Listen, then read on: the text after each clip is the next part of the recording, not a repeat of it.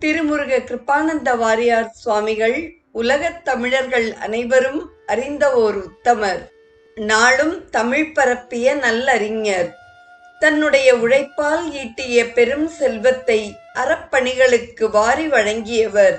நூற்றுக்கணக்கான திருக்கோயில்களின் திருப்பணிகளை தானே ஏற்று நடத்தியவர்.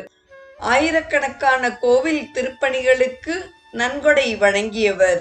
வாரியார் சுவாமிகள் தமது சொந்த ஊரான காங்கேய நல்லூரை மாதிரி கிராமமாக மாற்றிக் காட்டியவர். அவ்வூர் திருக்கோவில்களை புதுப்பித்தவுடன் இருபாலருக்கு ஏற்ற உயர்நிலை பள்ளிகளை நிறுவியவர்.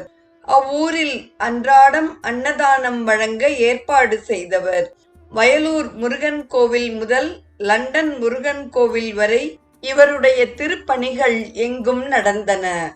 நாள்தோறும் 2 அல்லது 3 சொற்பொழிவுகள் என்ற முறையில் 65 ஆண்டுகள் தொடர்ந்து உரையாற்றியவர் வள்ளல் வாரியார். நிறுவனங்களுக்கும் பல தனி மனிதர்களுக்கும் குறிப்பிடத்தக்க உதவிகளை செய்தவர் வாரியார் சுவாமிகள்.